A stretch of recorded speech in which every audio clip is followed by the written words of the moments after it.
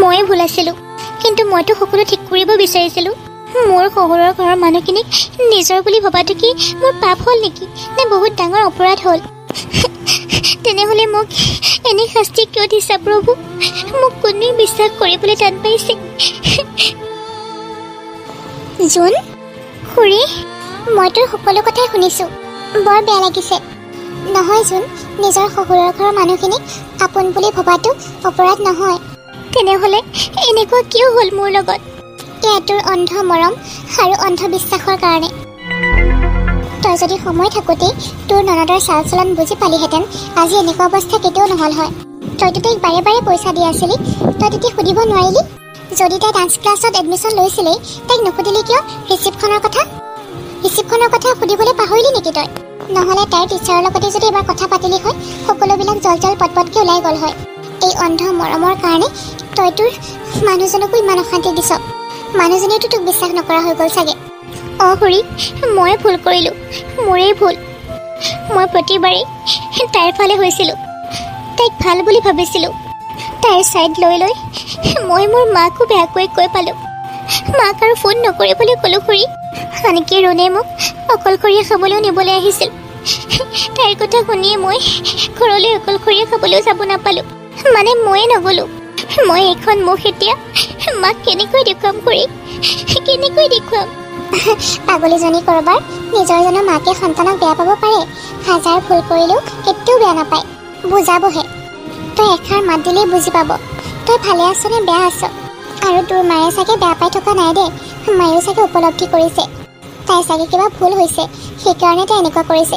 তাইতো কেতিয়াও এনেকুৱা নকৰে মোৰ লগত। এনেকৈ চাগে মায়ে ভাবিছে দে, মই তাইক ভালদৰে জানো। যা জোন, এবাৰ মাৰক লগ কৰি আহ, তোৰ মনটো শান্তি লাগিব। থেংক ইউ খুৰী, সময়মতে আপুনি আহিলে আৰু আপোনাৰ কথাতে মই বহুতখিনি সাহস পালোঁ। মই জানো তোৰ কথা আৰু তোৰ ভনীয়াৰ কথাও জানো। তোৰ লগত তাই কাজিয়া কৰিব পাৰে, কিন্তু তাই ইমানো বেয়া নহয়। তাইতো তোক আগৰ পৰাই সকিয়াই আছিল। অঁ খুৰী, অঁ, কিন্তু মই বুজিয়ে নাপালোঁ। মই এতিয়া মাহঁতৰ ঘৰলৈ যাওঁ। ঘৰত গৈ আকৌ কাপোৰ কানি পেকিং কৰি মই তালৈ যাব লাগিব। ঠিক আছে নহ'লে যা তই।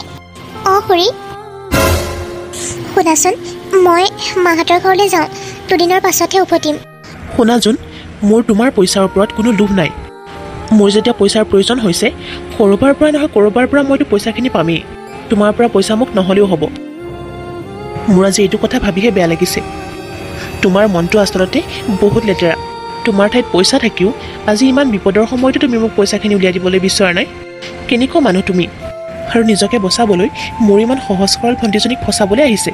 তুমি ইমান ঘৃণনীয় কাণ্ড কৰিলা যে মই তোমাক কেতিয়াও আৰু ক্ষমা কৰিব নোৱাৰিম। বৌ, তুমি মোক ক্ষমা কৰি দিয়া প্লিজ। প্লিজ বৌ, আই এম চৰি।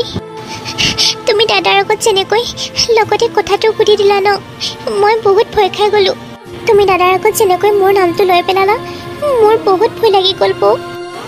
দাদা কিমান খঙাল তুমিতো জানাই বৌ। দাদাৰ কথা শুনিলেহে মোক ঘৰৰ পৰা ওলাবলৈ দিয়ে, নুশুনিলেতো একদম নিদিয়ে মোক। আৰু ডান্স ক্লাছত জইন কৰাৰ কথা গম পালে মোক খাব কলিজা। তেতিয়া আকৌ নাম কাটি পেলাই ঘৰতে আকৌ কিবা কিবি বনাবলৈ ক'ব মোক। লাগিলে ৰান্ধনীশালতে লগাই দিব মোক, তথাপিও বাহিৰলৈ ওলাবলৈ নিদিব বৌ। মোক ক্ষমা কৰি দিয়া বৌ, ক্ষমা কৰি দিয়া। মইতো তোমাৰ সৰু ভণ্টিৰ দৰেখনে নহয়। তুমিতো জানাই সৰু ভণ্টিবিলাকে দেখোন অলপমান মূৰ্খামি কৰেই, অকণমান দুষ্টামি কৰেই। মোৰো এটাহে ভুল হৈছে, মোক বেয়া পাই নাথাকিবা বৌ। তুমি যদি বিচৰা মই কাৰোবাৰ পৰা হ'লেও কাৰোবাৰ পৰা পইচাখিনি মেনেজ কৰি তোমাক দিবলৈ চেষ্টা কৰিম। ইটছ অ'কে কৃষ্ণা, হ'ব দিয়া, নাকান্দিবা আৰু। ক্ষমা কৰিলানে মোক? কৰিলোঁ। যোনে কৃষ্ণাৰ কথাত আকৌ এবাৰ ভুল গ'ল। হ'ব দিয়া, ৰখিবাচোন, মই অকণমান দাদাৰ ওচৰৰ পৰা আহোঁ। ঠিক আছে বৌ। আৰু বৌৱেক যোৱাৰ পাছতেই তাই নকলি চকু পানীখিনি মুচি লয়। তোৰ নিচিনা এজনী সোণৰ কণীৰ পৰা হাঁহক মইনো কেনেকৈ ইমান সোনকালে মোৰ পৰা যাবলৈ দিওঁ? সোণৰ কণীৰ পৰা হাঁহজনী মোৰ পৰা আঁতৰাই পঠালে মোৰেই দেখোন লোকচান হ'ব। গতিকে কিবা এটা নহয় কিবা এটা কৰি হ'লেও এই সোণৰ কণীৰ পৰা হাঁহজনীক ধৰি ৰাখিব লাগিব। মা মই তোমাক বহুত বেয়াকৈ কৈছিলোঁ ন মোক তুমি বেয়া পাই আছা ন মা ধেত এজনী পাগলীজনী মই জানো তোক বেয়া পাব পাৰোঁ ক তোৰ ভনীয়েৰেতো আগতেই কৈছিলে ৰুণে কৈছিলে হ'ব দিয়া মা তুমি যদি আকৌ তাইৰ বিষয়ে লৈ মোক ইনচাল্ট কৰিব বিচাৰিছা মই আকৌ ঘৰলৈ উভতি যাওঁ উকিল নহ'বা মোৰ ওপৰত হ'ব দে বাবা উকিল নহওঁ হ'লনে এদিনাখন দুয়োজনী বাই ভনীয়ে এনেকৈ কাজিয়া লাগি লাগি মৰি যাবি হ'ব নহয় মই ভুল কৰিলোঁ হ'ল দুজনীকৈ ছোৱালী জন্ম দি পেলাই মই বহুত ডাঙৰ ভুল কৰিলোঁ তই কেতিয়া আহিলি তই আহিলি যেতিয়া এইকেইটা পইচা ল কিহৰ পইচা লৈ ল আজিৰ পৰা তোৰ আৰু মোৰ মাজত থকা হিচাপ ক্লিয়াৰ হৈ গ'ল আজিৰ পৰা তই কেতিয়াও ক'ব নোৱাৰিবি তোক মই অমুকটো দিছিলোঁ তমুকটো দিছিলোঁ মানে সৰুৰ পৰা তই যিমানবিলাক চকলেট দিছিলি বেগ দিছিলি কিমানবিলাক বস্তু আনি দিছিলি সকলোবিলাক বস্তুৰে ইয়াতে মই হিচাপ নিকাচ কৰি পইচাখিনি তোক দি দিছোঁ ইয়াত 80,000 টকা আছে লৈ ল তাৰপাছত জুনিয়ে ৰুণক এপাত চৰ দিয়ে অসভ্য হা তই ডাঙৰ বাইৰৰ লগত হিচাপ নিকাচ কৰিবলৈ আহিছ তাকো মই সৰুৰ পৰাই তোক চকলেট আনি দিয়া মানে কিবা কিবি খোৱা পইচা উলিয়াই দিছ তই কি ইমান ডাঙৰ হৈ গ'লি নেকি যদি তই হিচাপ নিকাচ কৰিছই সেইখিনিও হিচাপ নিকাচ কৰ তোৰ যে এক্সামত মই গোটেই ৰাতি টোপনি ক্ষতি কৰি কৰি তোক এক্সামৰ কাৰণে হেল্প কৰিছিলোঁ আৰু মই মিনিটে মিনিটে তোক কফি বনাই আনি খুৱাই আছিলোঁ মনত পৰিছেনে সেইবিলাক কথা আৰু তই যে সৰুতে কলা লবৰকেইডাল লৈ মোৰ ওচৰত গৈছিলি বা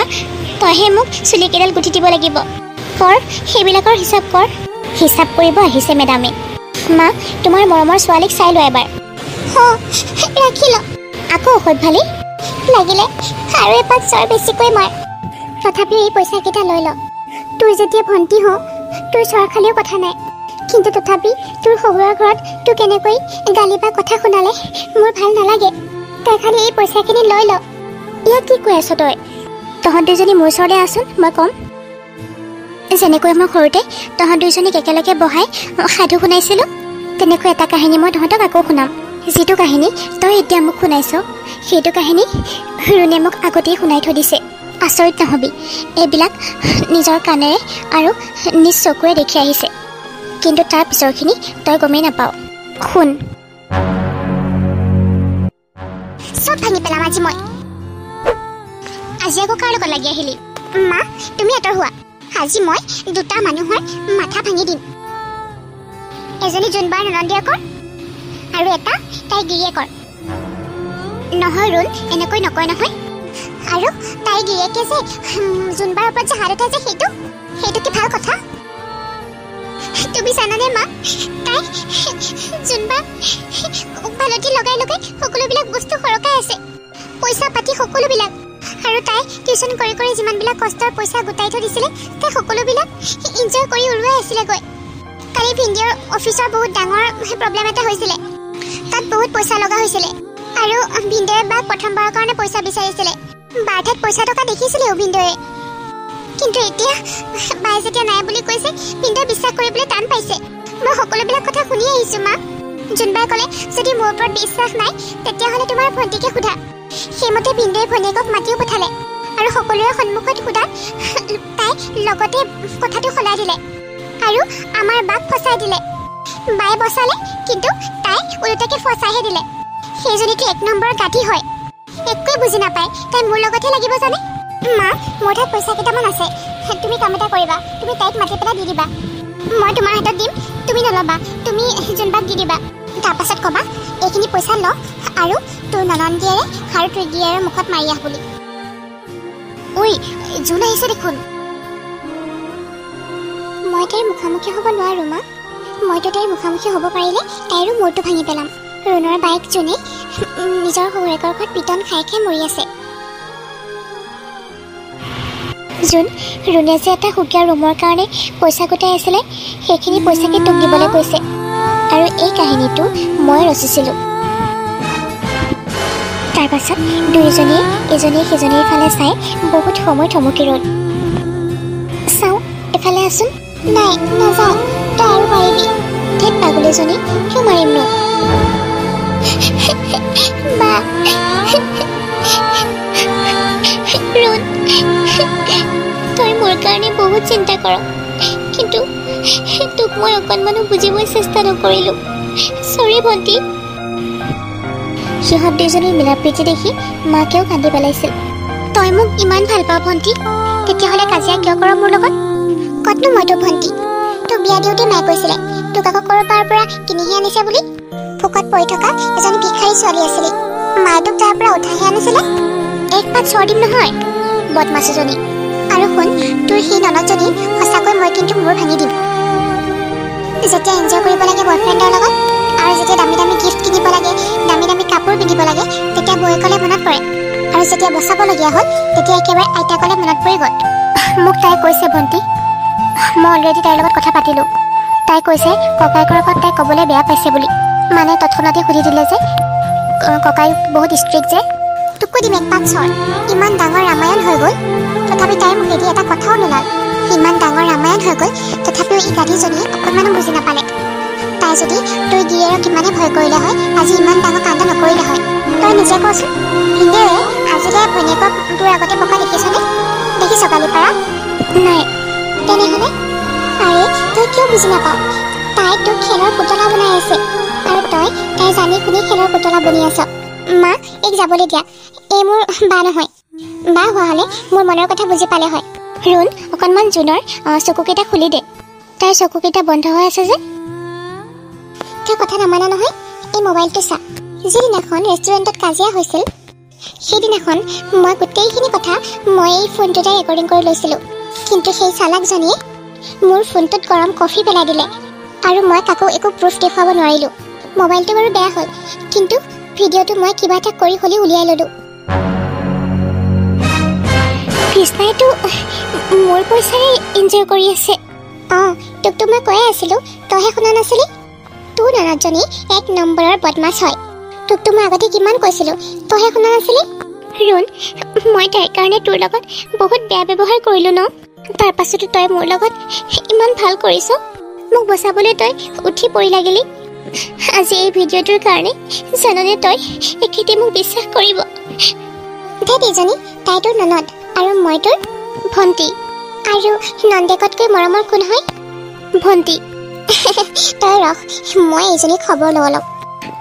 নহয় ৰুণ, তই যদি এনেকৈ ক তেতিয়াহ'লে ভিনীয়েৰে এইবিলাক কথা কেতিয়াও নামানে, কাৰণ ভনীয়েকৰ কথা একো শুনিবই নিবিচাৰে।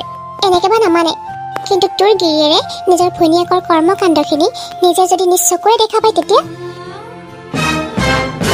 শুন, মোৰ ওচৰত এটা প্লেন আছে। খালি মই যেনেকৈ ক'ম তেনেকৈ তাইক আমাৰ প্লেন কৰা ঠাইখিনিলৈ মাতি আনিলে হ'ল। তই এতিয়া ঘৰলৈ যা। ঠিক আছে দে।